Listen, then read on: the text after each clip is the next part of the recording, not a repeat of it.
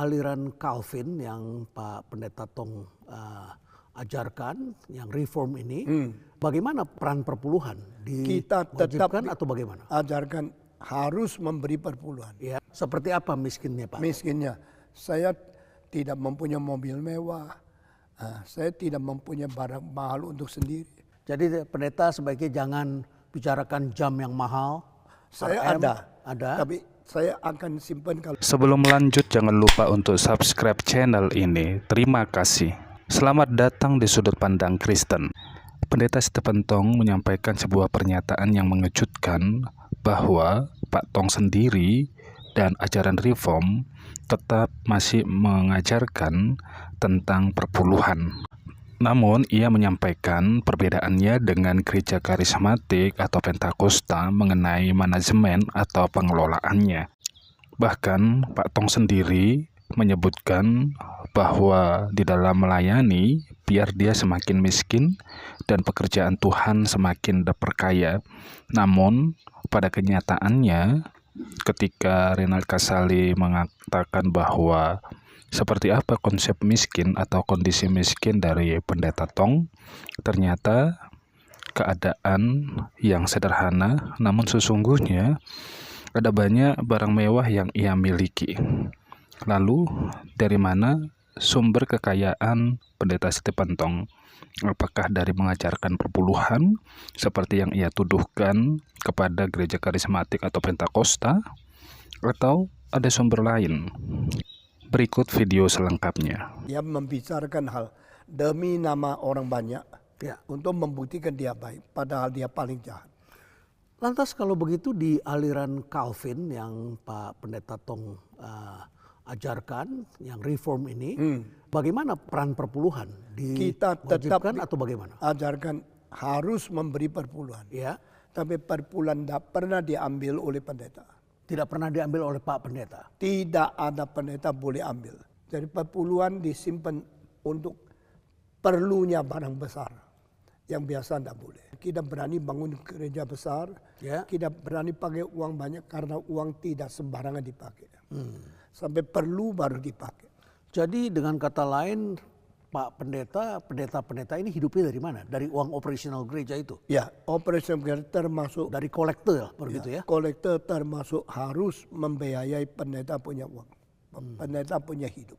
Dan yang menentukan siapa besarnya? Ya, itu kita mempunyai prinsip sama-sama setuju dan sama-sama belajar. Berarti ada manajemennya yang mengatur. Ya, manajemen itu harus dikuasai oleh tua-tua yang mengetahui prinsip Alkitab.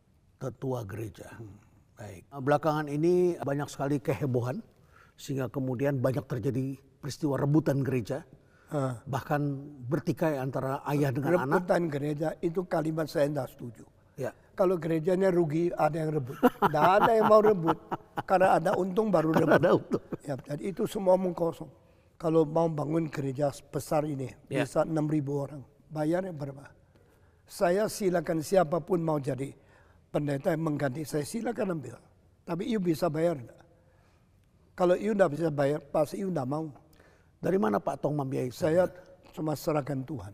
Dan saya khotbah dengan sangat giat. Akhirnya orang datang dan saya tidak pernah paksa satu orang. Tidak pernah bilang, you mesti berapa. Tidak.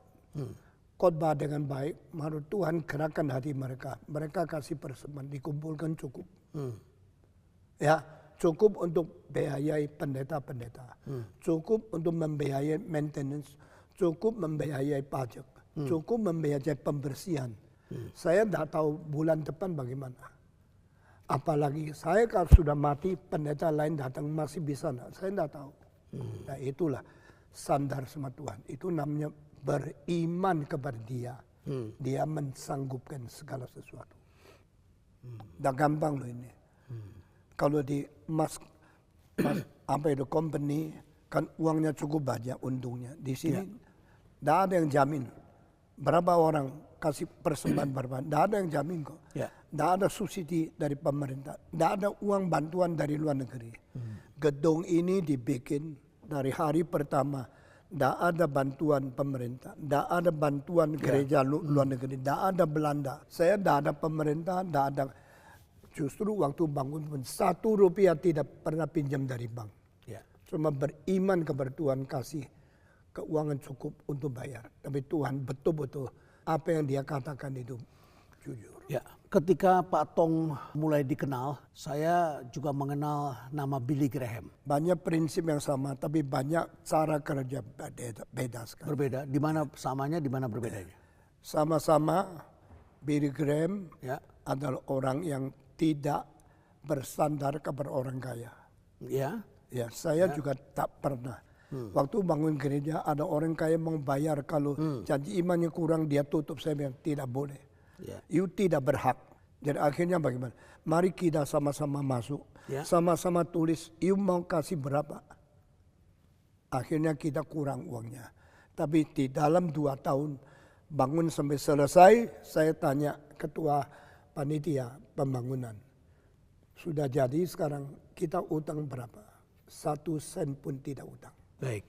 Apa perbedaannya dengan Billy Graham? Billy Graham khotbah, Ya. dia tidak pernah, saya di dalam khotbah selalu panggil siapa yang mau menjadi pendeta, maju ke depan, serahkan diri masuk sekolah teologi.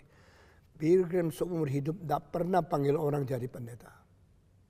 Tapi yang ikut saya di 17 mulai berkhotbah sampai sekarang umur 84, yang maju ke depan mau menjadi hamba Tuhan sudah lebih 560.000 orang. Ini beda sekali. Di seluruh dunia. Ya. Pak Tong pernah bercerita kepada saya bahwa ini banyak juga dibangun di museum. Pak Tong kumpulkan itu belinya mahal-mahal.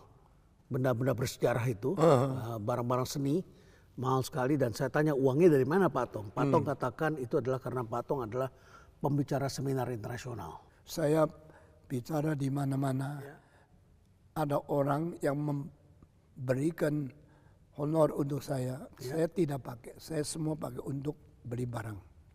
Jadi tidak pikirkan sendiri. Sehingga saya boleh miskin, tapi pekerjaan Tuhan tidak boleh miskin. Seperti apa miskinnya Pak? Miskinnya, saya tidak mempunyai mobil mewah, saya tidak mempunyai barang mahal untuk sendiri. Tapi saya berani barang yang bermutu taruh di museum. Jadi pendeta sebaiknya jangan bicarakan jam yang mahal.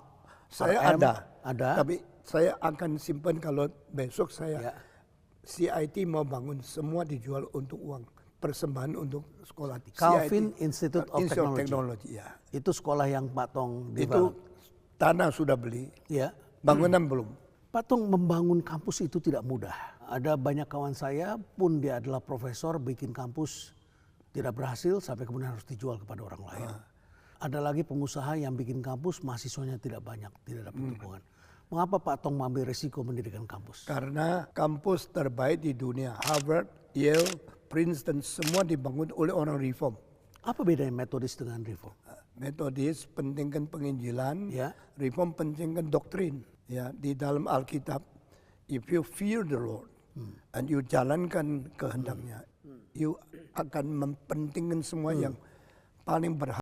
Memang akhir-akhir ini ajaran tentang perpuluhan atau memberikan persembahan persepuluhan begitu sangat banyak dibahas oleh tokoh-tokoh melalui sosial media yang disebar dan bisa diakses oleh banyak orang, khususnya jemaat Kristen, dan tentunya menuai perhatian yang khusus dan menimbulkan banyak pandangan atau pendapat baik dari kalangan hamba Tuhan dan juga dari jemaat Kristen sendiri. Ada yang mengatakan bahwa tidak perlu lagi gereja masa kini untuk menjalankan persembahan persepuluhan. Bahkan ada yang mengatakan, menyinggung tentang orang Yahudi tidak lagi membawa persembahan persepuluhan, dan juga ada yang mengatakan untuk tidak lagi memberikan perpuluhan karena hanya akan memperkaya hamba Tuhan atau pendeta yang menggembalakan jemaat, apalagi pendeta atau gembala jemaatnya adalah orang-orang kaya. Tetapi kita melihat bagaimana pernyataan dari Pendeta Stephen Tong yang secara eksplisit bahwa aliran atau dia sendiri secara pribadi masih tetap mengajarkan tentang persembahan persepuluhan. Tetapi hal yang berbeda adalah bagaimana cara pengelolaannya, bahwa perpuluhan tidak masuk ke pribadi dari pendeta atau gembala itu sendiri, melainkan dikelola oleh manajemen gereja secara baik dan tepat. Tetapi kita melihat bahwa Stephen Tong juga mengatakan dia sangat diperkaya dalam pelayanan, dan sebagai hamba Tuhan atau sebagai pendeta ada banyak pemberian-pemberian yang ia dapatkan. Dan meskipun dia menyebut dirinya miskin dan pekerjaan Tuhan yang terus diperkaya, namun sebenarnya ketika ditanya oleh Renald Kasali bagaimana konsep miskin dari seorang Stephen Tong, ketika ditanya hal yang berbeda dengan hamba-hamba Tuhan atau pendeta yang menggunakan barang-barang mewah, ternyata pendeta Stephen Tong punya barang-barang mewah yang tidak murah tentunya harganya atau nilainya, tetapi ia menyimpannya, dan suatu kali kelak apabila diperlukan maka dia akan mempersembahkan. Rasanya ini merupakan sebuah cara hidup yang bijak, bahwa berkat Tuhan bukanlah sesuatu yang perlu dipertontonkan sehingga membuat orang yang melihatnya menjadi tercengang atau terpesona. Tetapi apapun itu, pada prinsipnya Stephen Tong merupakan orang yang mengajarkan perpuluhan. Kemudian yang kedua, dia adalah orang yang kaya terlepas dari apapun itu. Dan yang ketiga, Stephen Tong memiliki barang-barang yang mewah, meskipun barang-barang tersebut disimpan.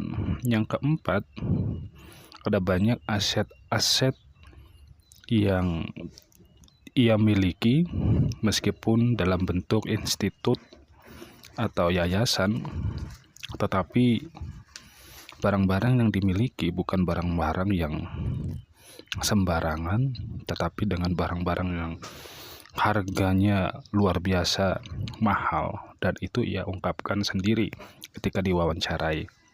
Dan bagaimana kita menilainya?